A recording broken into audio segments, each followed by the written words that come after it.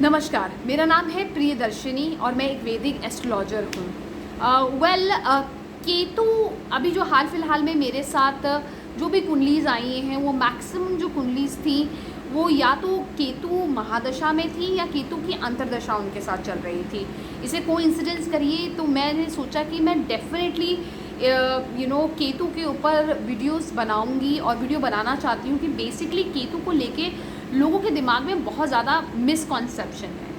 पहली बात, केतु की जो महादशा होती है वो 60 साल की होती है और केतु को आपको समझने की बहुत ज़रूरत है, ना कि डरने की ज़रूरत है। केतु इज़ बेसिकली आप मेलेफिक शैडो प्लैनेट मेलेफिक है।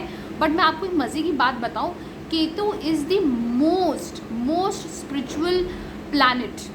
सो केतु को कोई आपकी मोह माया, आपकी लंबी गाड़ियों से और इन सब चीज़ों का मोह नहीं है। Ketu is moksha, Ketu is spirituality.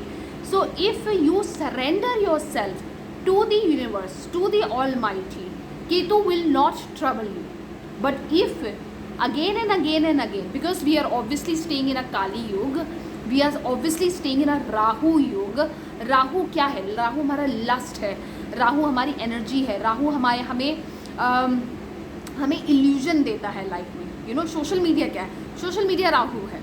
So basically Rahu is that, and Ketu को उससे कोई मतलब नहीं है। केतु को उन चीज़ों से कोई लेना देना ही नहीं है। सो फॉर एग्ज़ाम्पल, केतु जहाँ पे भी आपके प्लैनेट कहीं भी बैठा होता है वो आपको उस स्थान से डिटैचमेंट दे देता है। फॉर एग्ज़ाम्पल, और इसके पीछे कारण क्या है मैं बताती हूँ। कारण ये है कि केतु जहाँ पे बैठा है ये उस चीज़ का आपकी कुंडली में जहाँ पे भी आप देखिए, अपनी कुंडली खोलिए और वहाँ पे जाके देखिए कि केतु कहाँ पे बैठा है आपकी कुंडली में।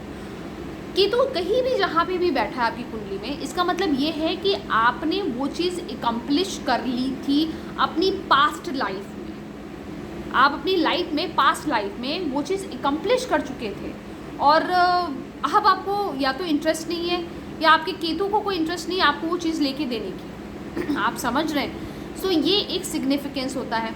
और राहु जहाँ पे बैठा होता है, राहु वो चीज़ है जो आपको चाहिए या जो आप अंदरूनी रूप में पाना चाहते हैं अपने इस जीवन काल में। सो this is the basic difference between the both the planets. Now conflict कब आता है? कॉन्फ्लिक्ट तब आता है जब हमारी केतु की महादशा या अंतर्दशा होती है और हम तब भी उसके बाद भी मटेरियलिस्टिक चीज़ों के पीछे, सांसारिक चीज़ों के पीछे भागते रहते हैं, तो हमें केतु बहुत परेशान करता है। अब आप मुझे बोलेंगे कि भैया हमें भी बच्चे पालने हैं, हमें भी रोटी खानी है, तो हम पूरे दिन तो पूजा पाठ या ये सारी चीज़ें, धर्म कर्म की चीज़ें not possible for everybody. I am sure आपको काम पे जाना होगा, चीज़ें होंगी। तो आप ये जो केतु का जो पीरियड होता है ये बेसिकली आपको कुछ सिखाना चाहता है।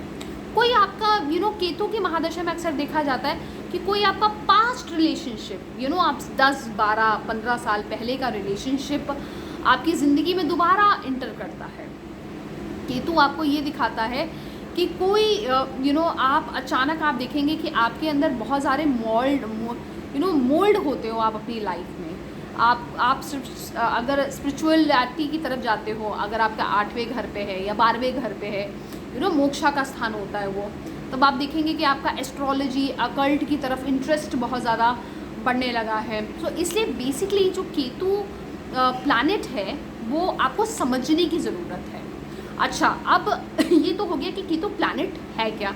अब ये प्लैनेट हमें ज़्यादा तंग ना करे। तंग तो देखिए करेगा, लेकिन केतु हम लोगों को तंग बेसिकली देखा जाए तो 11th हाउस में, ऐसा भी नहीं कि हर किसी को तंग करता है Ketu, let's be positive. 11th house में मैंने बहुत सारी कुंडली देखी है जो रैक्स टू रिचेस हो जाती है। मतलब केतु महादशा में उनका या तो केतु 11th हाउस में होता है, उपचलय हाउस जो होते हैं 3rd हाउस पे होता है। So it's a area of improvement. तो आपका केतु, या फिर अगर आपके केतु की महादशा आफ्टर 36 आती है, आफ्टर 42 आती है, तो केतु मैच्योर हो चुका होता है। लेकिन मैंने अक्सर देखा है कि जिन लोगों की केतु की महादशा 18 से 35 साल के बीच में आती है उनको केतु बहुत तंग करता है, बिकॉज आप इतनी डीप चीज़ों के लिए रेडी ही नहीं है। आपकी सोल अभी यंग है, ओल्ड है ही नहीं। और Ketu is an old soul, तो वो बहुत कंफर्टेबल होता है, you know, when you are at a certain age, और उसके बाद आपको केतु आता है, तो he is very comfortable there. So this is the entire scene of Ketu. अब ना केतु का निवारण क्या है? आपको लोग, बहुत सारे लोग बोलेंगे ये अंगूठी पहन लीजिए, ये कर लीजिए, वो कर लीजिए. नहीं, आपको मालूम है केतु किस में बसते हैं? केतु भगवान किस में बसते हैं डॉग्स में, यू नो. सो आप डॉग्स की सेवा करिए, कुत्तों की सेवा करिए, स्ट्रीट डॉग्स की सेवा करिए. अगर आप पाल सकते हैं डॉग्स को तो बहुत अच्छी बात है. अगर नहीं पाल सकते हैं तो कोई बात नहीं, कोई टेंशन की बात नहीं है. आप स्ट्रीट डॉग्स की सेवा करिए, लेकिन प्लीज़ डॉग्स एक उनसे ज़्यादा कोई इनोसेंट और प्यारा हो भी नहीं सकता है, you know. They are your best companion, you know. आप उनकी सेवा करिए. जब आप किसी यू नो डॉग की सेवा करते हैं अपनी केतु महादशा में, तो डेफिनेटली केतु महाराज आपसे प्रसन्न होते हैं. दूसरी बात कि आप गणपति जी की पूजा करिए, गणपति जी की आराधना करिए. डेफिनेटली आपको बहुत ही आराम मिलेगा. गणपति चतुर्थी में आप गणेश जी लेके आइए, विधि विधान से 1.5 दिन, 2 दिन, 3 दिन, actually it's always an odd number. आप विधि विधान से पूजा करिए. आपकी केतु की महादशा बहुत ही सुकून और आराम से गुजरेगी. और अगर आपको तंग कर रहा है केतु, तो जितना तंग करेगा उससे, आई एम टेलिंग यू, आधा तंग करेगा. आई एम श्योर ये वीडियो आपको अच्छी लगी हो. चैनल को ज़रूर सब्सक्राइब करिएगा. Thank you so much for watching.